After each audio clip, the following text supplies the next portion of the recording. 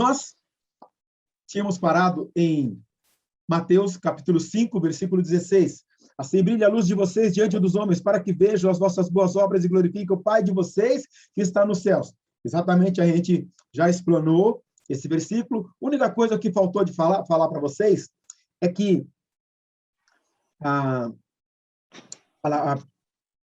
bondade, bom, no grego, tem duas palavras para bom. Tem agazós e kala, que daí, no caso, é usado kalos. Agazós, bondade direta de alguma coisa. Kalos, bom e belo, atrativo. Bom e belo, atrativo. A palavra que é usada nesse versículo é kalos. As boas ações do cristão não devem ser somente boas, mas também atrativas. Grande sacada, né? O grego, nesse aspecto, ele é muito joia, porque ele dá uma outra visão e amplia o termo. Então, assim resplandeça a vossa luz diante dos homens, né? Assim vocês brilhem diante dos homens, para que eles vejam as vossas boas obras, sejam atraídos por elas. E glorifique o vosso Pai que está nos céus. É essa, só para finalizar, versículo 17. Aí, então,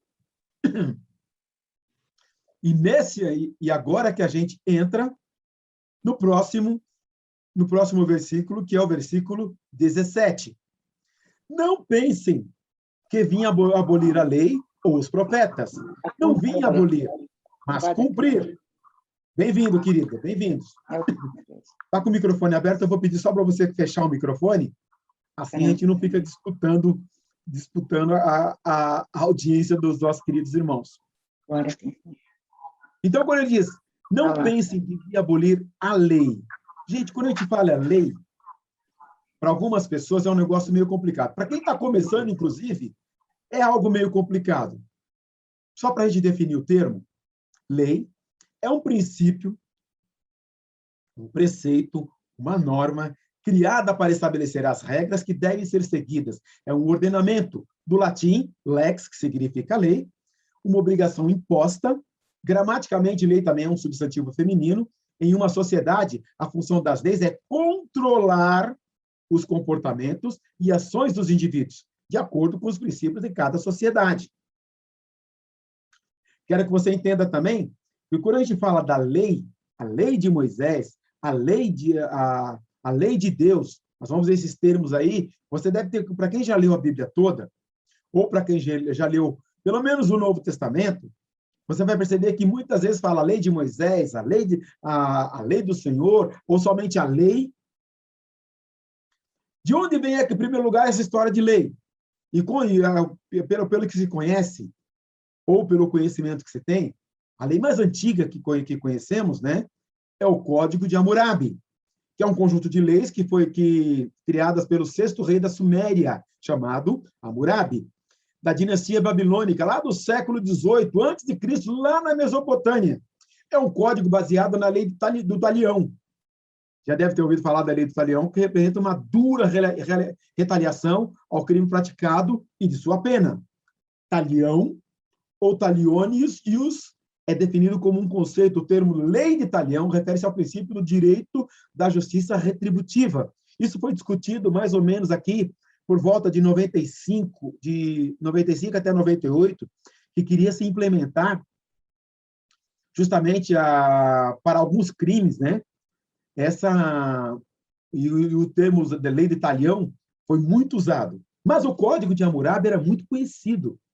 E, lógico, a Babilônia, como um dos primeiros grandes impérios que dominaram o mundo e que dominaram os judeus, eles tinham o seu código ético. E esse código ético desse rei aí, Hammurabi, né, desse sumério chamado Hammurabi, ele imperava não só lá, ele tinha lá a ramificação, e as pessoas acreditavam que esse conceito de lei era, inclusive, suficiente para definir questões do dia a dia.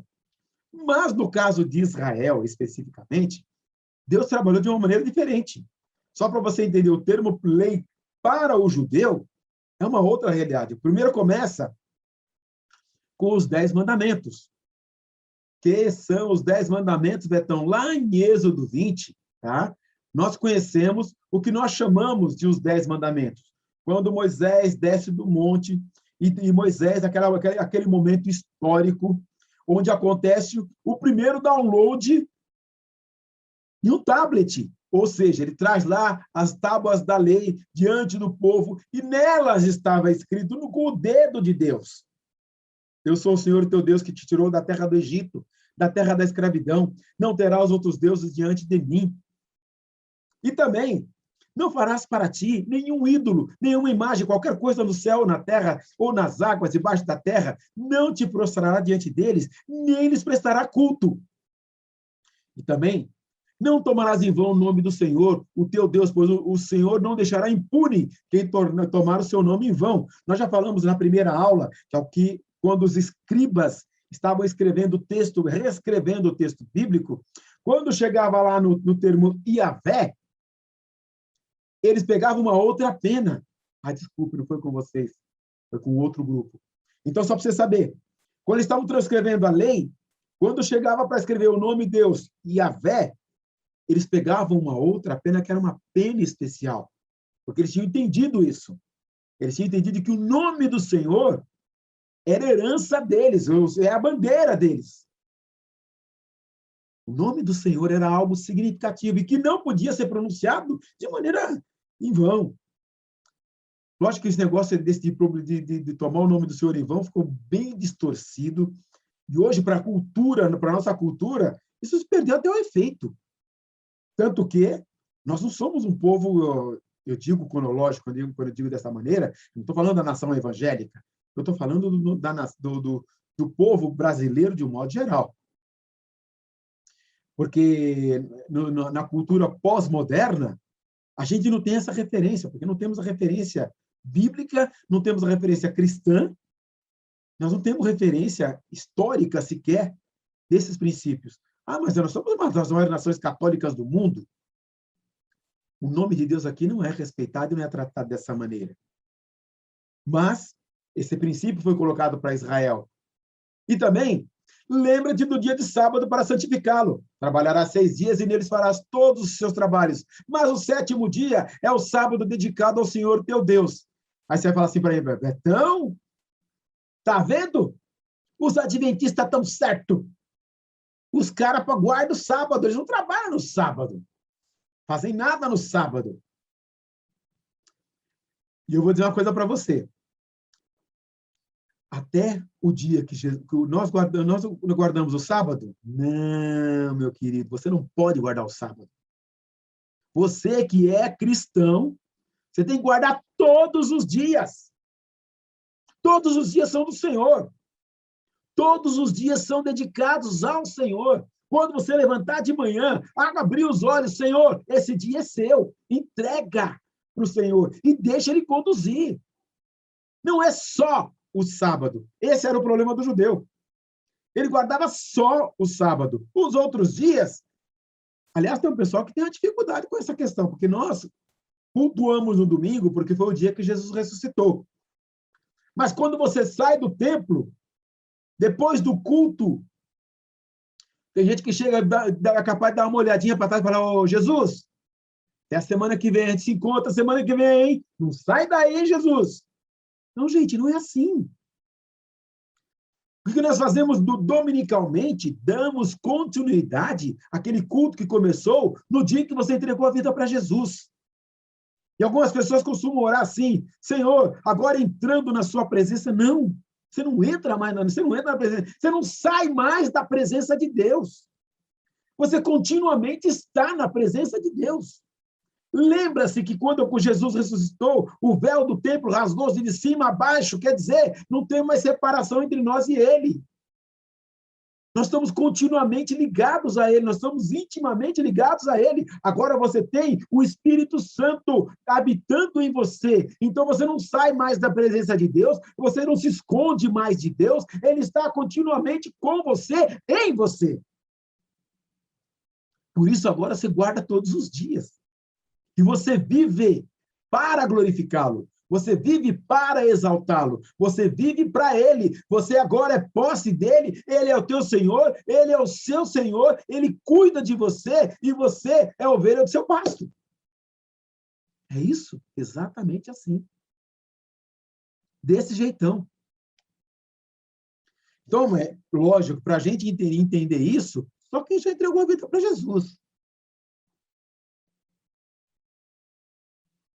Mas, Betão, você quer dizer que agora, então, Jesus está comigo o tempo todo? Sim. Ele não se separa mais de você? Não. Ele não se distancia mais de você? Não. Você é dele.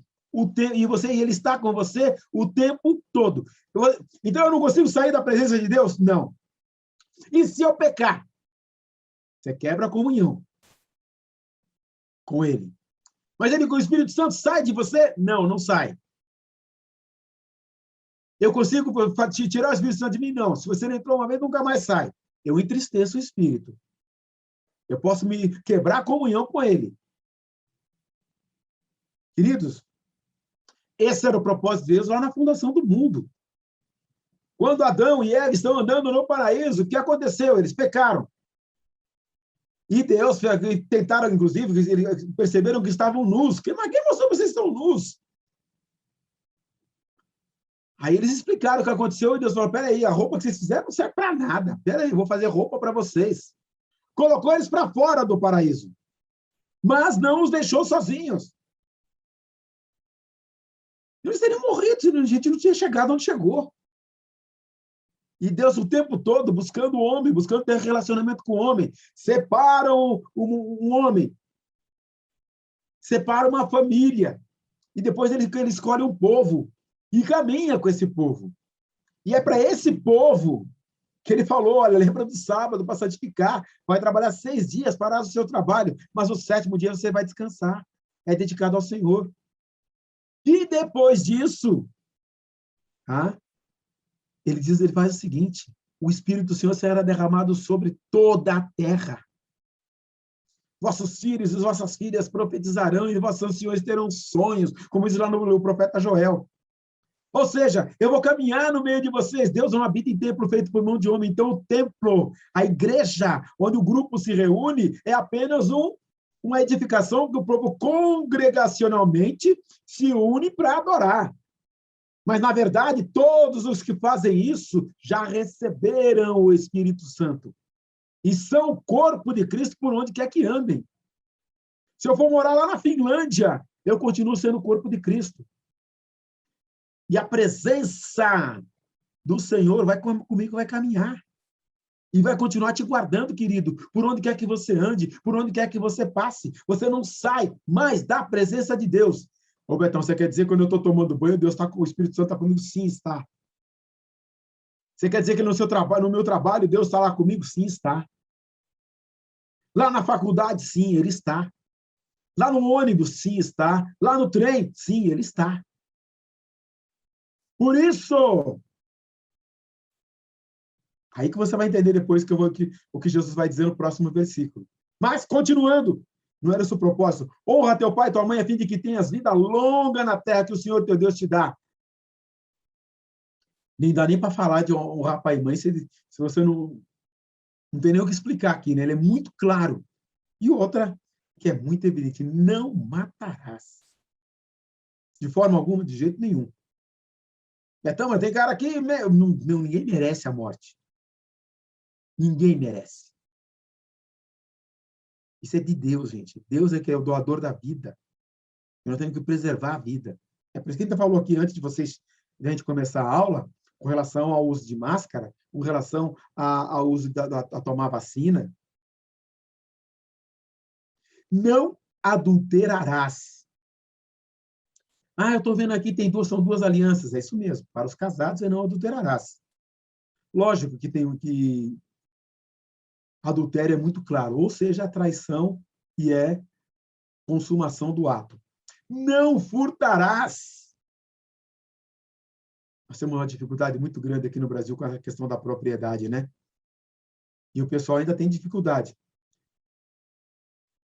Eu tive no Canadá um período e eu achei lindo eu tinha comprado um computador para o meu filho e entregar na casa do meu amigo que mora lá no Canadá.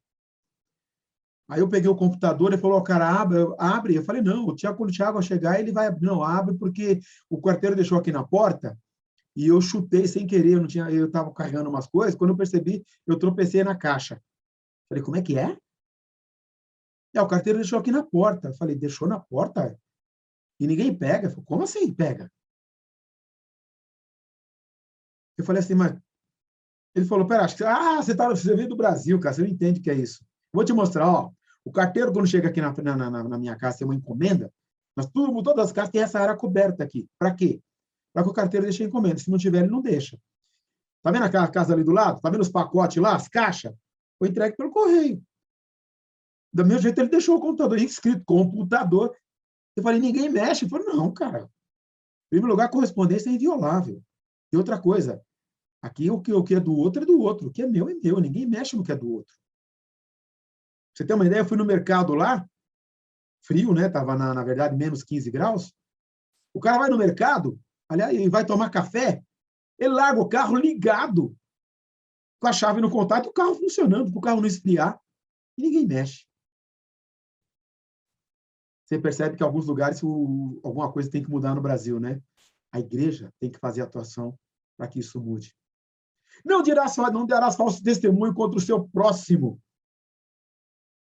Ou seja, você não pode dizer uma coisa que você não viu, que não aconteceu ou que não é. E o povo foi orientado nesse sentido.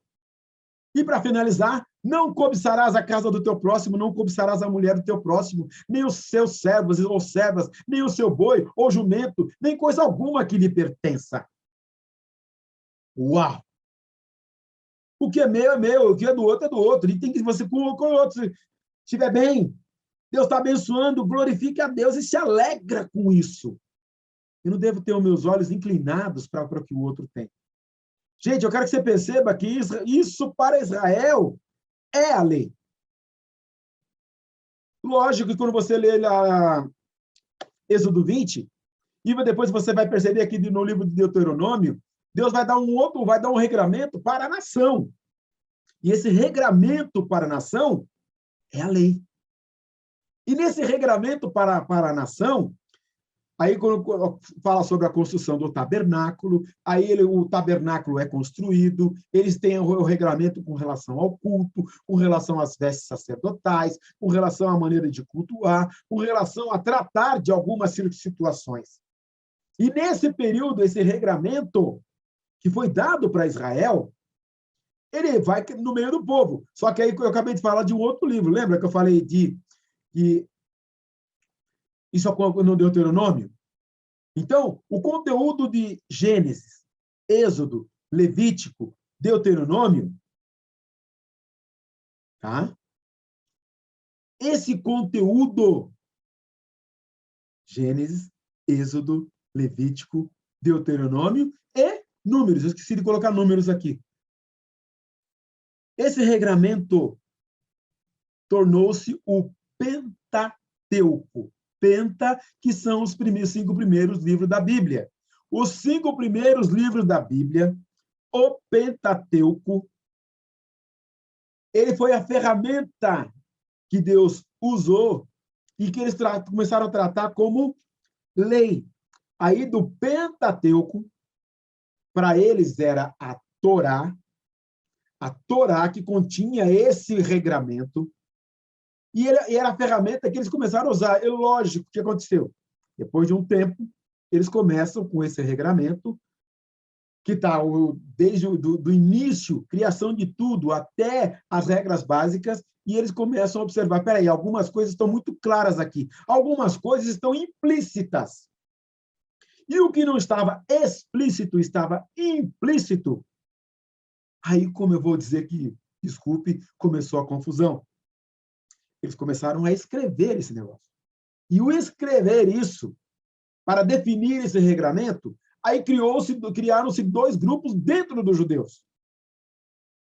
Quem escrevia? Eram os escribas. E quem conferia o que estava escrito, se era adequado e se encaixava na realidade do povo, era o grupo chamado fariseus.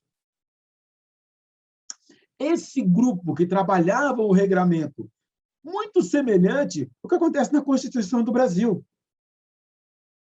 Você já viu no noticiário falar de algumas leis que estão na Constituição e que não foram regulamentadas?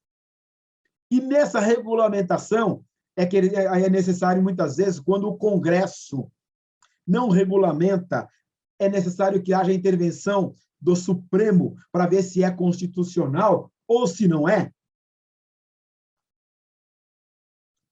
É nisso que Israel está fazendo com relação à sua Constituição.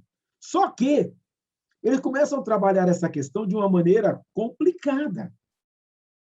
E isso, nesse processo, eles criam o que chama de lei oral, ou dos escribas, na verdade, cheia do legalismo. E o que é isso? Eles começam a criar regras e leis para uma série de coisas. Por exemplo, nós temos agora há pouco, né? Guardarás o sábado, nele não para trabalho algum, coisa assim. Para o judeu, os caras ficaram numa dúvida. O que é trabalho? Até que ponto uma atividade minha, uma atividade física, é considerada ou não é considerada trabalho? Então, eles começaram a colocar regrinhas. Por exemplo, para o judeu, ele começou, olha, o peso de uma pera é o máximo que eu posso levantar, porque se eu levantar alguma coisa com peso superior a de uma pera, ele vai dizer que estou trabalhando. Percebe que e outra, minha movimentação em casa é considerado trabalho? Não, então eles disseram o seguinte, olha, o número de passos que você pode dar num dia é a distância entre os portões de Jerusalém até o templo. Ou seja, o cara saía de casa, estava dali para a adoração. Se ele passasse dessa quantidade de passos, estava trabalhando. Então, o negócio começou a ficar complicado e virou um legalismo. E é esse legalismo e essa lei aí é que Jesus critica. Presta atenção. Jesus nunca criticou a lei de Moisés da maneira que foi dada ao povo. O que ele critica, inclusive Paulo também bate pesado nos escribas e fariseus, é por causa disso. Esse legalismo, você tem uma ideia? Eles fizeram, desse legalismo que foi criado, o resumo desse legalismo é conhecido como Mishnah. Tá? E o Mishnah, lógico, depois que era o conjunto dessas regrinhas trabalhada, a erudição judia, posterior ocupou-se escrever os comentários da Mishnah. E eles são conhecidos como Talmudes. Do Talmud é que vem, inclusive, o nome Talmidim. O que é o Talmidim? É o discípulo, é aquele que aprende o Talmud. Como é que é isso, Betão? Naquele período não tinha escola como nós temos hoje. No meio do povo judeu, a gente não tinha escola, primeiro ano, segundo ano, terceiro ano, ou primeira série, que até a quinta série, coisa assim, não. Como é que funcionava? O pai e a mãe transmitia para o filho oralmente, cumprindo o Deuteronômio. E dessas palavras que hoje te ordeno, delas falarás assentada em tua casa aos teus filhos, e as inculcarás aos teus filhos. Então, eles transmitiam oralmente as canções, o conhecimento, a história, a sua genealogia, a sua descendência. Lembra-se que, inclusive, quando o rei Ciro sai o decreto de Ciro para que o povo volte para Jerusalém, muitos tinham perdido essa tradição e nem lembravam qual era a sua genealogia. E aí eles restauram, acontece a restauração do culto, de maneira maravilhosa. E começa o processo de reconstrução. Mas, na tradição judaica, era assim. Até os 11 anos, eles cresciam com suas famílias. Dos 11 até os 14 anos, eles iam ficar com um mestre. Por isso, era muito comum os adolescentes ficarem junto com um mestre. Até os 14 anos, eles aprendiam a lei, baseada no Talmud. E acontecia o seguinte, depois dos 14 anos, aqueles que se destacavam ficavam para ser melhor trabalhado, ou seja, tornar-se-iam mestres. E os outros voltam para suas famílias, mas com essa bagagem de conhecimento que tem o propósito, né? O Talmud de Jerusalém, ele está contido em 12 volumes, ou seja, olha o tamanho do negócio. Agora, o Talmud da Babilônia, na sua versão impressa, são 60 volumes. Então, veja a quantidade de regras que foram criadas com um único propósito, gente. O propósito é bonito. E é por isso que muita gente diz, né, de bem intencionado, o inferno está cheio, né? Eles tinham uma intenção muito boa. O propósito era nobre. Tá? Os escribas e fariseus tinham razão em procurar a vontade de Deus e não se equivocavam ao dedicar a vida à sua obediência, mas se equivocavam ao acreditar que suas centenas e milhares de insignificantes normas legalistas eram a vontade de Deus. Esse era o problema. A ponto de isso ocupar o primeiro lugar, ocupar a proeminência na vida deles.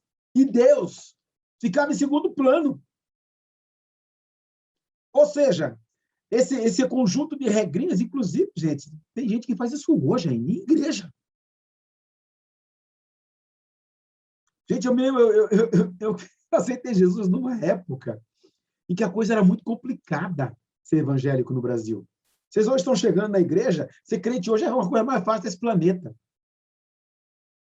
Pra vocês terem uma ideia, eu tinha cabelo naquela época. Né? Já tive cabelo um dia. Você olha para mim assim, você fala, quê? Já tive cabelo. E eu vou dizer uma coisa para você. Eu era um daqueles cabeludos, como os são hoje, né? Os rebeldes sem causa.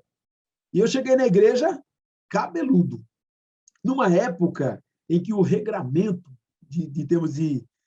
O crente tinha que ter aquela fisionomia de crente, tinha que parecer crente.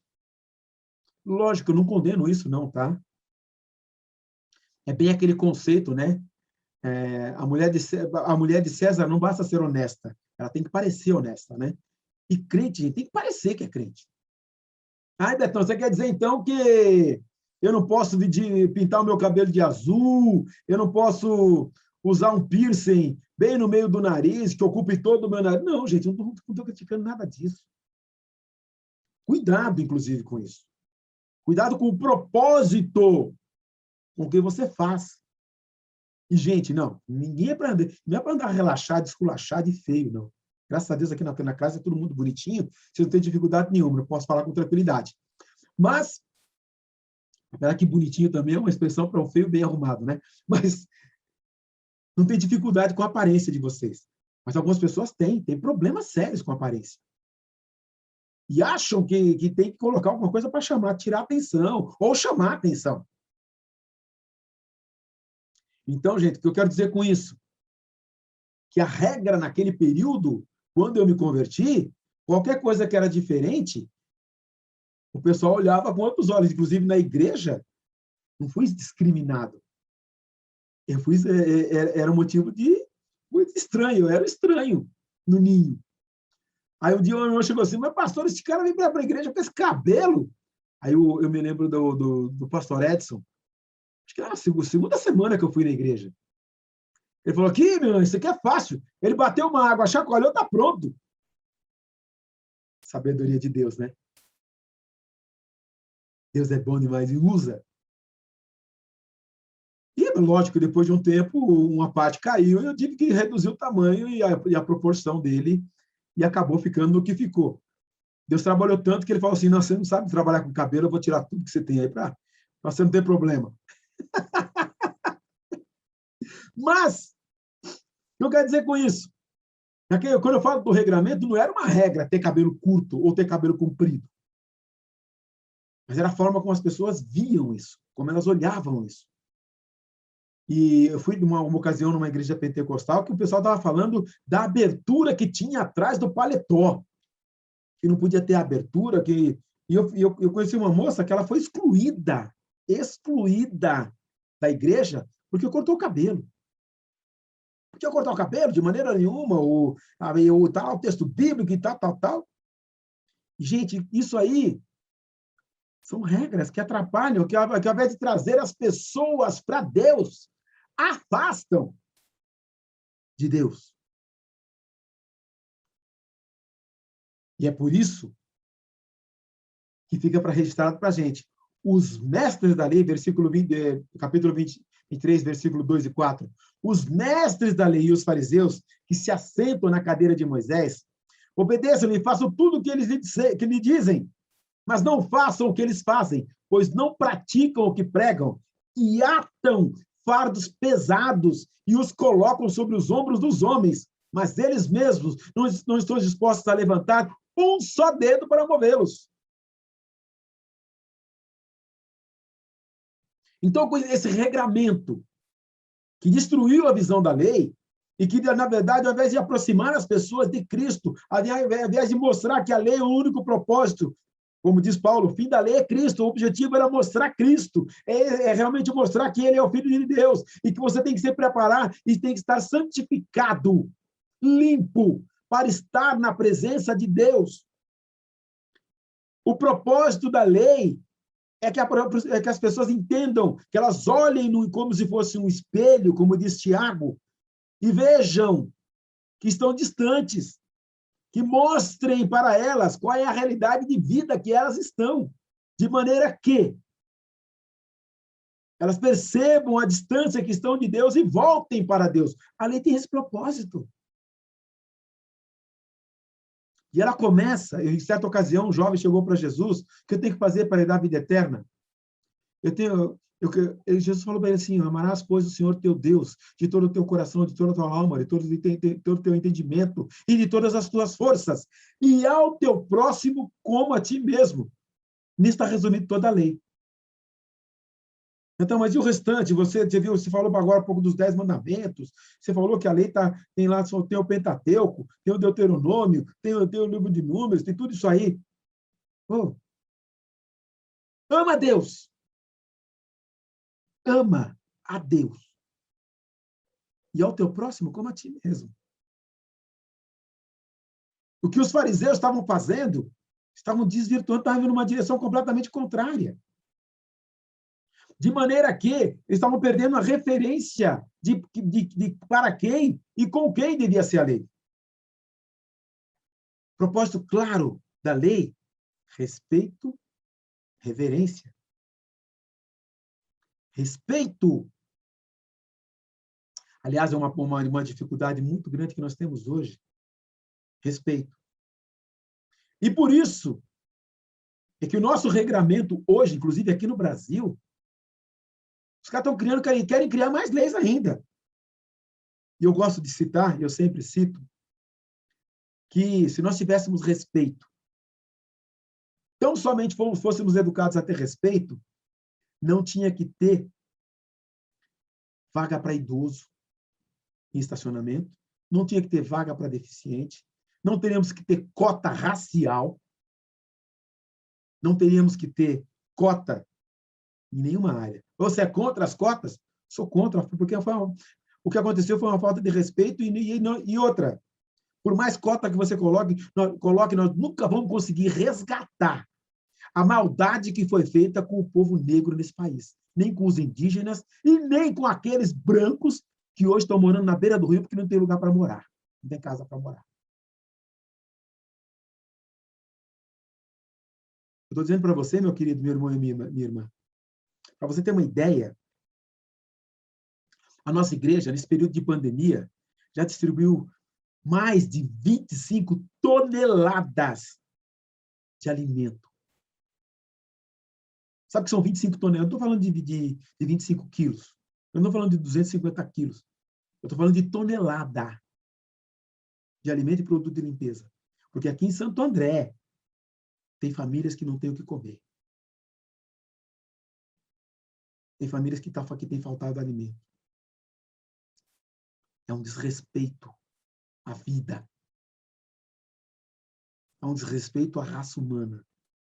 E nós, como igreja, como representante de Deus, como povo de Deus, temos assistido isso e temos muitas vezes nos calado. O negócio vai muito mais além, tá? E eu vou dizer uma coisa para você, gente, eu vou repetir o que aconteceu com relação aos negros na história do Brasil. Não foi escravidão. Escravidão foi o que Israel viveu.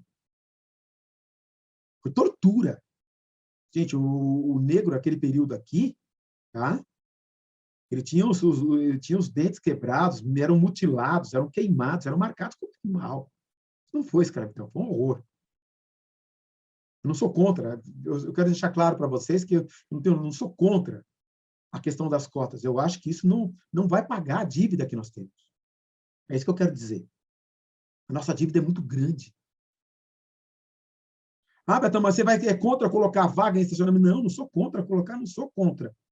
Eu quero dizer que nós precisávamos ter mais, o respeito tinha que ser intrínseco a nós, não apenas forjado ou forçado. Tanto que, de vez em quando, estão tendo que multar gente que ocupa essas vagas e não tem direito a elas. Tanto que teve faculdade aí que teve que você foi expulsa porque quis se passar por negro. E coisas assim, horrorosa. Veja que nós temos um problema, o nosso problema não é estrutural. Ah, nós temos uma questão estrutural a ser trabalhada? Temos. Horrorosa, que precisa ser tratada. E como é que a gente trata isso? Com Deus. E a lei colocada para o povo de Israel, tá? Não era simplesmente para trazer uma melhorada no Código de Hammurabi. A lei era para trazer um regramento, porque eles não tinham o Espírito Santo. E quando ele não tem o Espírito Santo, quando a pessoa não tem o Espírito Santo, quem dirige é a sua própria carne, são os seus interesses, são os seus desejos e a sua vontade. Então, para tanto, ela é dirigida pelos seus próprios desejos, vontades e paixões. Para tanto, Deus criou a lei, Deus colocou a lei, colocou regra, falou, pessoal, é assim que você tem que ser. Agora que vocês são meu povo, que vocês vão me seguir, que vocês vão andar comigo, a regra é essa. Para andar comigo é assim. Tanto que, e se você quebrou essa regra, faz o seguinte. Aí ele instituiu o sacrifício. Você vai pegar um cordeiro lá, sem mancha, sem mácula, vai levar lá para o sacerdote, e ele vai derramar o sangue desse inocente pelo seu pecado, para você perceber que você enfiou o pé na jaca, que você pisou na bola, que você desobedeceu, que você andou por um caminho que não tem que andar. E aí você vai entender o distanciamento de mim. E você vai perceber que a minha lei é outra, você tem que me amar e amar o teu próximo. E que você não pode andar debaixo do pecado, você não pode andar distante de mim, você não pode ter quebrado essa comunhão comigo. E aí você vai entender que você é meu povo. Reverência a Deus. Entender que Ele é Senhor, absoluto, soberano. Como diz lá em Isaías, né? Eu vi o Senhor assentado sobre o alto e sublime trono. Entender a majestade de Deus. Eu quero que vocês entendam, Deus está dizendo assim, eu quero que vocês entendam que eu sou o governador de vocês. Eu sou a referência que vocês têm, e é por isso que vocês devem reverência a mim. Tanto que quando o povo pediu um rei, aí chegou assim, mas senhor, eles querem um rei. Fica tranquilo, meu querido, eles não rejeitaram você, estão rejeitando a mim.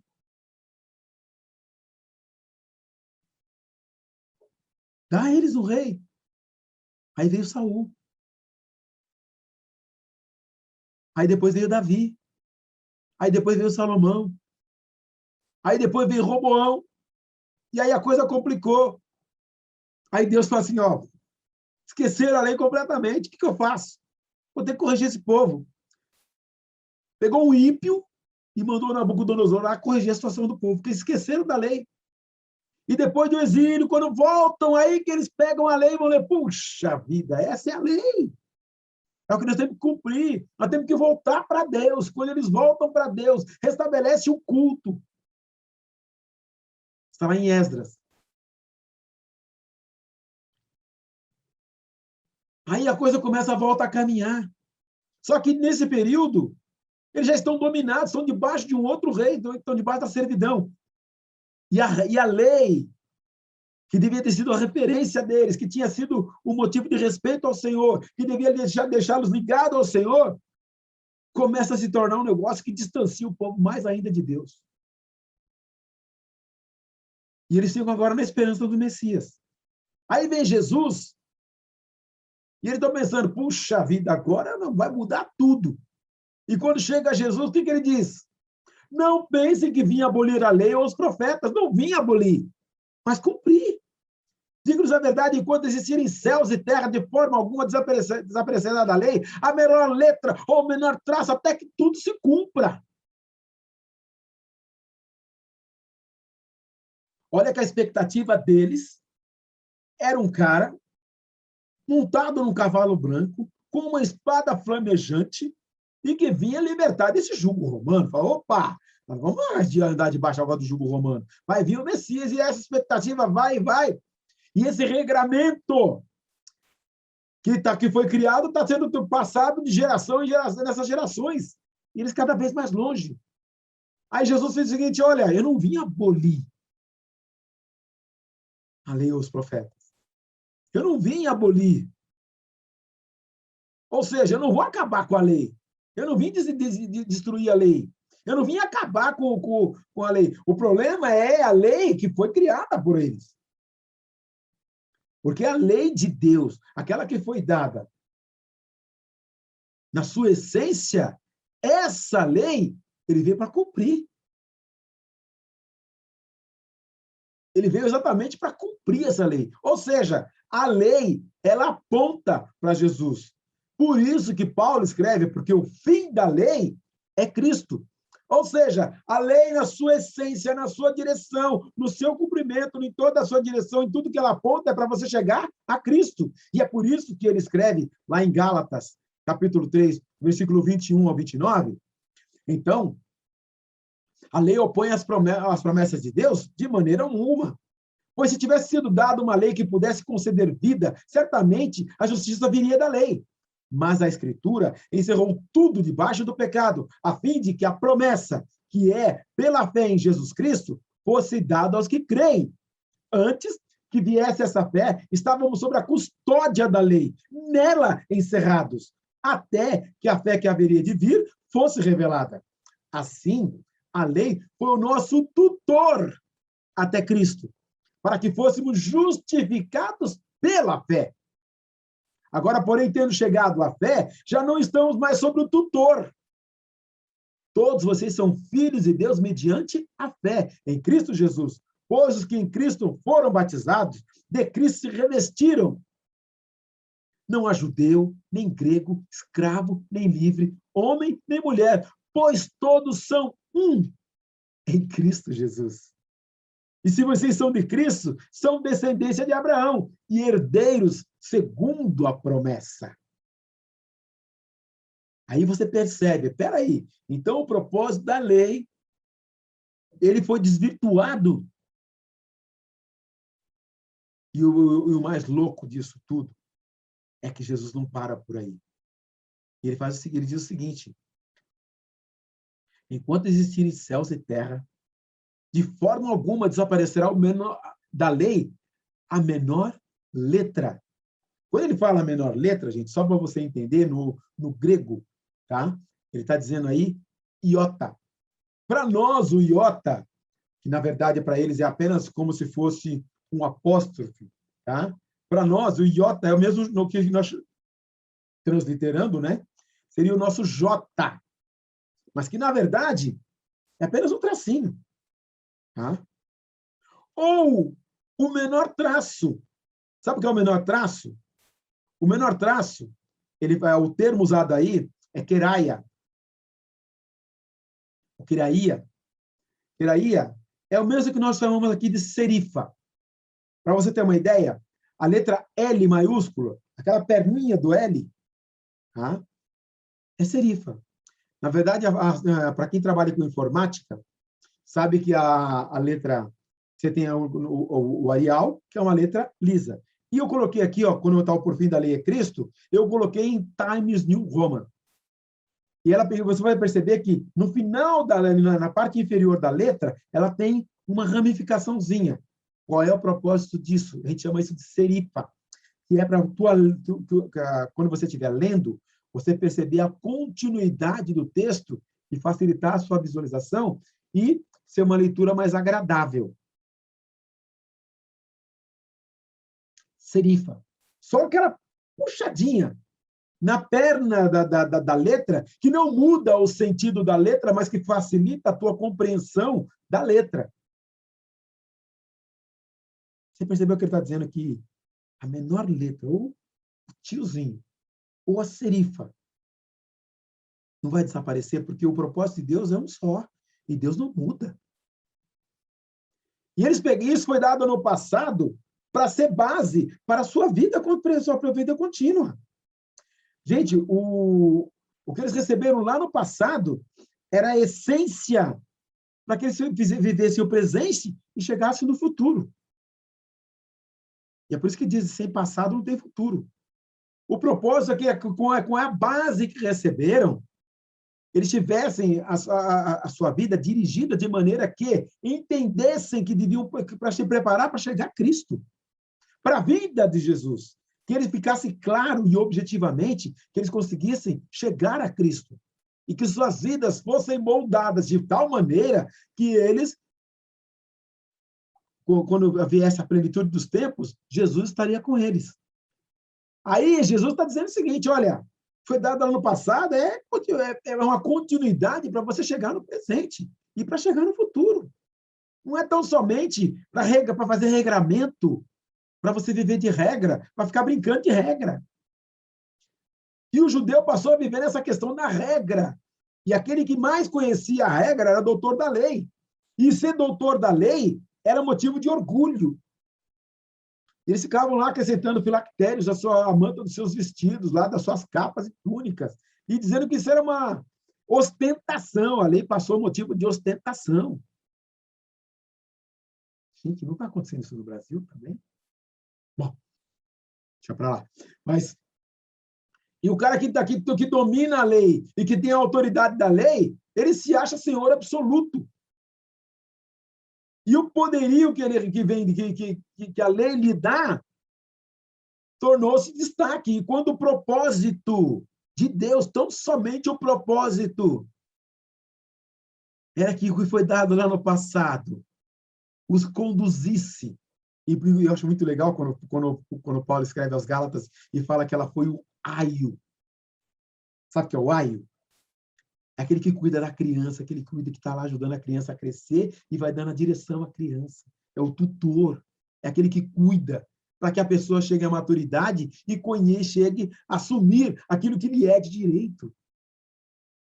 A lei estava fazendo só isso. Era algo que já nos foi dado à humanidade no relacionamento com Deus, e tão somente era para chegarmos à condição de estarmos junto com Ele. E vivemos junto com Ele, sermos governados e administrados, dirigidos por Ele.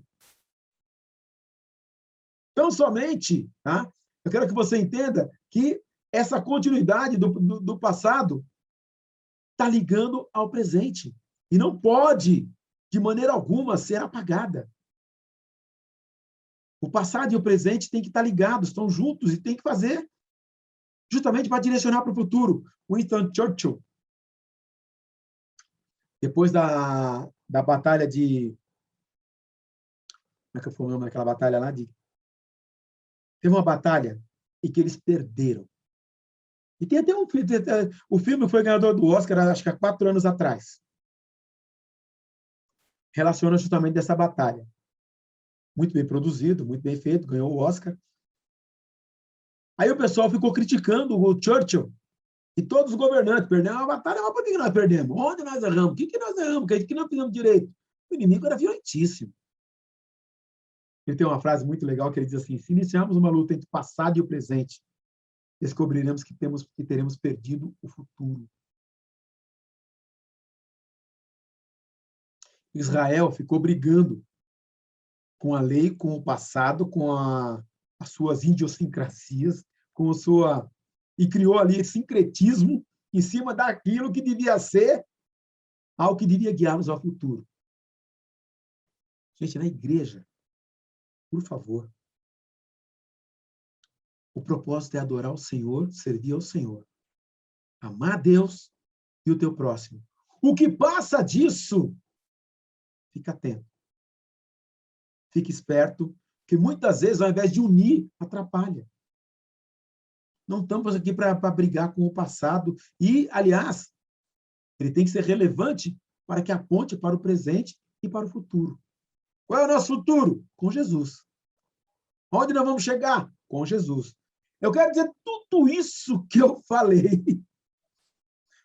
Tudo isso para dizer que o relacionamento de Jesus com a lei, simples, ele não veio revogá-la.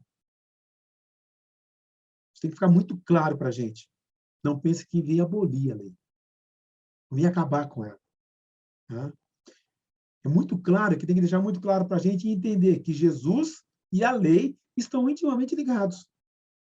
Peraí, Betão, então eu vou ter que conhecer agora a lei de Israel, vou ter que conhecer o Deuteronômio inteirinho, eu vou ter que conhecer o final do Êxodo lá todinho, todo aquele regramento com relação ao tabernáculo, com relação... Não, querido. Aquilo não pode ser abolido. Tem como? Aquilo é uma referência para o judeu. Ih, mas peraí, eu não sei nem o que é tabernáculo. Eu não entendo nada desse negócio de tabernáculo, fogo sobre o altar. O que é isso? Eu vou ter que sacrificar? Não, querido, não. É por isso que Paulo já disse, o fim da lei é Cristo. Cristo já veio. Ele já veio. A lei tinha o propósito de conduzir o povo até ele. Ele já veio. Ah, então quem viveu debaixo da lei, quem cumpriu a lei, não, continua de boa. Só vai entender que Jesus veio. Aí, quando você pega para ler o Evangelho de Mateus, você vai perceber que a lei aponta para Jesus. Ele veio para quê? Para cumprir. Não veio abolir a lei, ele cumpriu. E ele cumpriu a lei. Ah, Betão, eu me lembro que ele foi criticado porque ele curou no sábado. Lembram disso? Aí você percebeu, aí ele mostra claramente que o regramento com relação ao trabalho não podia sobrepor a coisa mais maravilhosa que é a manifestação do amor de Deus, na cura de alguém. Que o regramento é para apontar para Deus e não para afastar de Deus. Perceberam? Então, o curar no sábado... Lembra que ele pega, fala para o cego lá, ó, você fez lodo, vai lá e se lava no tanque de Siloé. E quando ele chega lá no tanque de Siloé, quem te curou? No sábado. Porque estavam no sábado, era o dia de todo mundo ir para o templo. E aí ele vai lá, inclusive, passa ali e tem lá um paralítico. E vai curando. Mas quem curou você no sábado? No sábado eu não posso fazer o bem? E ele, inclusive, tem uma colocação muito legal, lá, que ele diz assim, mas se o meu animal cair numa vala, eu não vou tirar ele de lá? Você percebe que o regramento, com relação à cura, os caras se escandalizaram mais com o trabalho do que com a cura. E quantas vezes a gente está na igreja,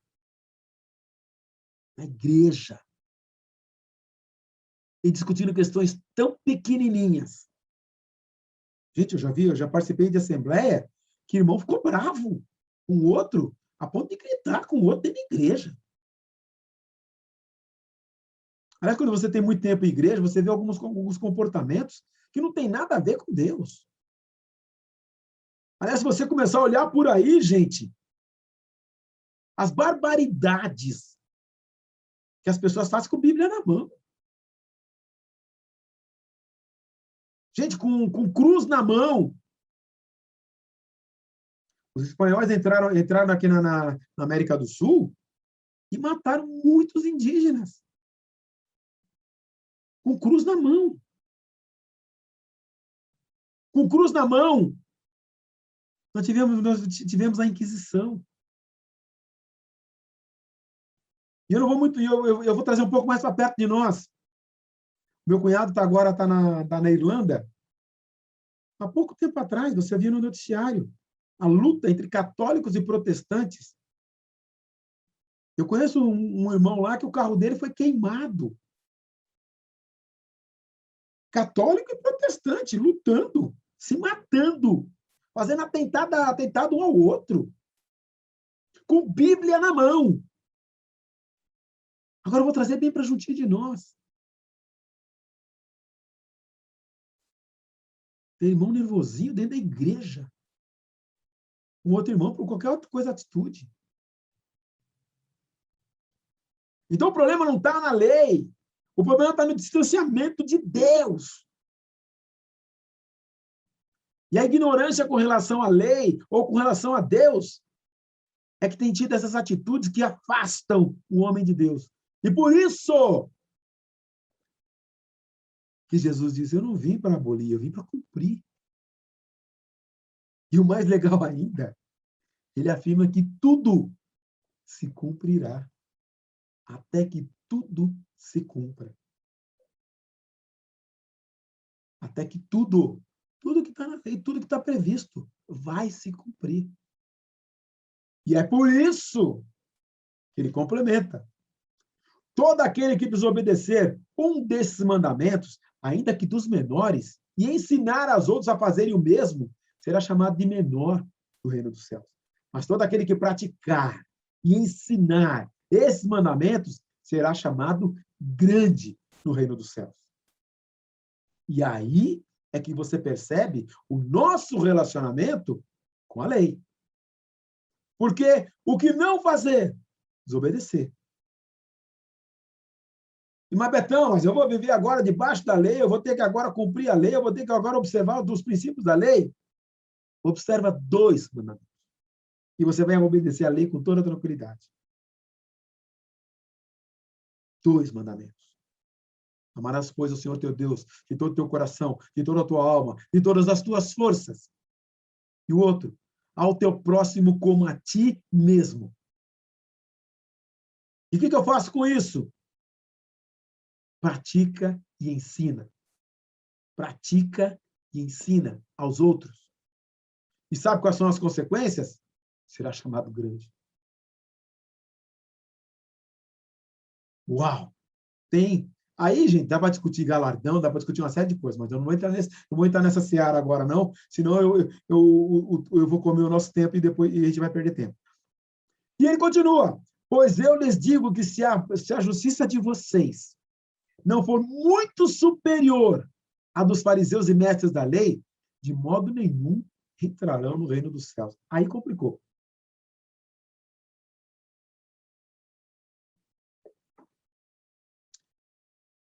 Se a justiça de vocês, se a referência que você tem de lei, se a referência que você tem de justiça, se a referência que você tem de relacionamento com Deus não for muito, não é simplesmente superior, muito superior a dos fariseus e mestres da lei. Muito superior. Aí você vai entrar num outro dimensionamento, que é o dimensionamento da nossa realidade como cristãos. E tem uma questão de dimensionamento com relação à nossa vida cristã. E quando Jesus está ensinando isso, gente, lembra que ele já falou das bem-aventuranças, que ele já explicou as bem-aventuranças, e agora ele está trazendo um regramento para aquelas pessoas que a nossa vida agora vai ser diferente, não é mais do jeito que era antigamente. Em primeiro lugar, você vai andar como ele andou. Você vai viver como ele viveu. Os seus olhos agora vão ser olhos de Jesus. Você vai olhar para as pessoas como Jesus olhava. Você vai sentir como Jesus sentia. Essa é a diferença. A consequência de você andar nessa condição, de você andar nesse patamar, você não é mais desse mundo.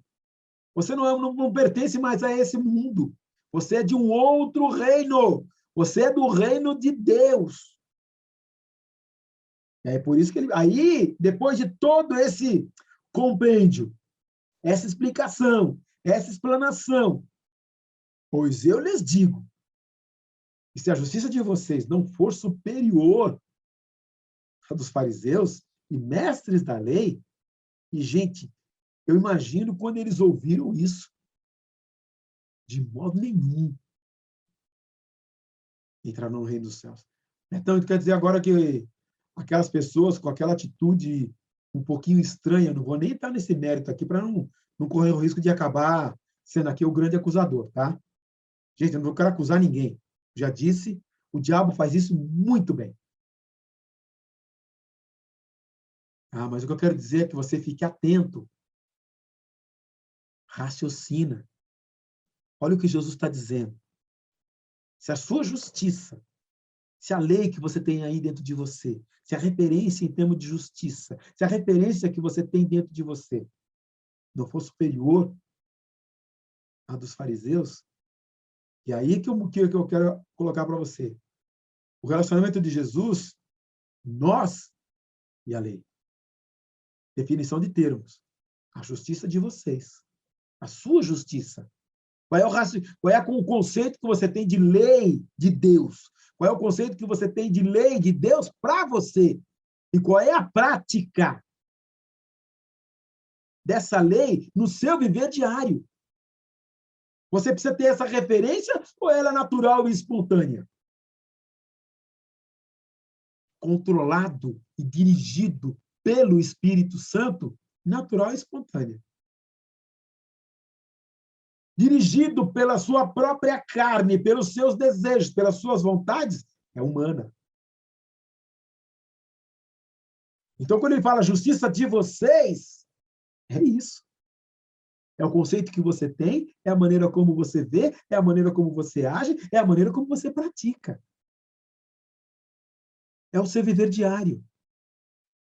E desculpa eu dizer, é o jeito que seu vizinho te conhece, é o jeito que teu colega de classe lá na escola te conhece, na faculdade, é o jeito que o teu patrão, o teu colega de trabalho te conhece. E, gente, não basta você dizer, Jesus, Jesus dirige, eu sou de Jesus, eu sou crente. Aliás, alguns nem dizem. E nem deixa os outros saber que ele é crente, porque se souber, fica complicado. É difícil. Para algumas pessoas, ele vive no anonimato. Ele é agente secreto. Aí chega um dia, você é crente? O cara fica todo preocupado. Ai, meu Deus, e agora?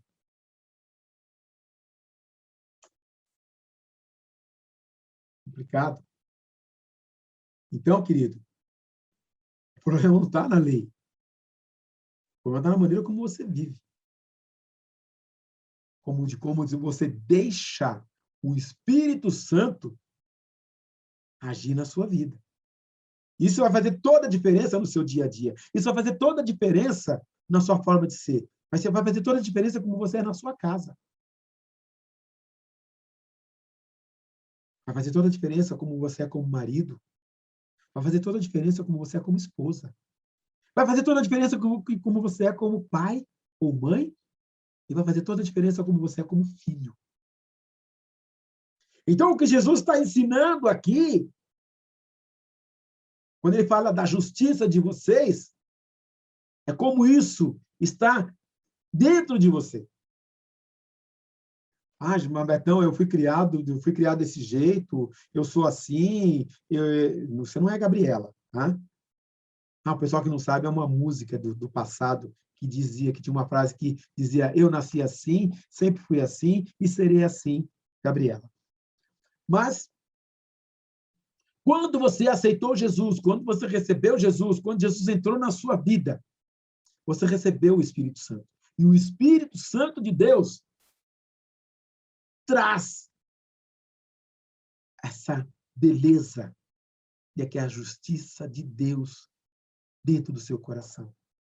E o Espírito Santo de Deus vai deixar muito claro para você perceber que você tem uma referência na qual você pode trilhar, que é o ensino dos fariseus. E você sabe que vai ser fácil muito mais tranquilo, muito mais sossegado andar sobre eles. E, lógico, é horroroso, mas eu tenho que dizer, tá? A advertência de Jesus para nós, que é muito objetiva. Querido, eu não posso ser um cristão de máscara ou de faixa. Eu não posso colocar aqui um crachazinho dizendo cristão e não viver. O cristianismo, ele tem que ser vivido. E é por isso que quando eu falo para as pessoas, eu costumo dizer, tem alguns irmãos que me criticam por essa frase, pregue a tempo e a fora de tempo, se possível, use palavras. Porque a Bíblia que as pessoas vão ler hoje, vai ser a sua vida. O evangelho que eles vão ler, gente, o pessoal não lê Bíblia nesse país. O pessoal não lê Bíblia. O que eles vão ler vai ser a sua vida. Você vai ser a referência. E se você não for referência, de modo nenhum entrará no reino dos céus. E quando você vê, eu gosto muito da frase de Agostinho, é uma frase, inclusive, Agostinho de Hipona. Há muito tempo, Agostinho disse que a vida cristã podia resumir-se em uma só frase. Ama ad quod vis fac. Em latim, né?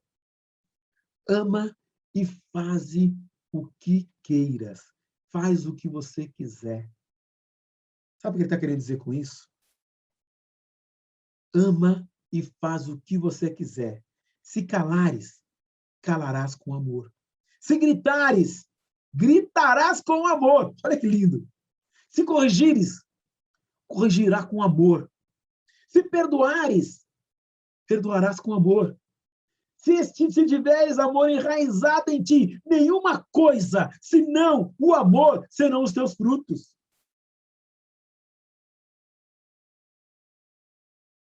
Em termos bem simples, tá? Quando nos damos conta que, como Deus nos amou, o único desejo de nossa vida é responder a esse amor, e essa é a maior tarefa do mundo. Uma tarefa com que o legalista nem sonha sequer. E uma obrigação muito maior, que é que qualquer lei possa impor. Não é lei que vai fazer você ser. E nós estamos, o Brasil está vivendo um período agora conturbado com relação a essa questão de lei, com relação a quem manda na lei. Eu já estou indo para a conclusão. Sem fome e sede de justiça, nossa obediência não excederá a dos escribas e fariseus. E simplesmente daremos evidência de que o Espírito de Deus não está em nós. E certamente não entraremos no reino do céu.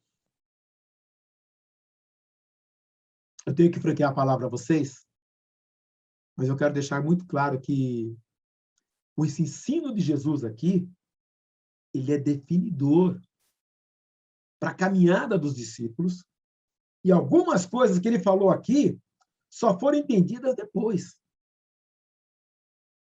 E o mais legal é que o ensino que é trazido aqui, nesse começo aqui do Sermão do Monte, para a vida nossa, ele é definidor.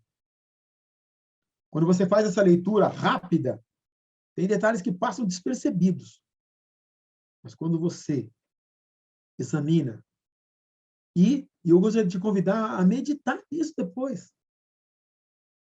Medita, olha, observa. E vou dizer uma coisa para você. Você vai perceber que é referência para a vida. É referência para o viver diário. É referência para você, para a nossa sociedade. E se você quer transformar o mundo, para de lutar com o mundo. Então, somente viva. Passe a viver. E quando você passar a viver e experimentar isso no seu viver diário e tornar uma realidade do seu dia a dia, naturalmente as coisas acontecem. E não tem que forçar a barra. Não tem que empurrando as pessoas para aquilo que você quer. O natural começa a acontecer ao seu redor. E é o Espírito Santo atuando.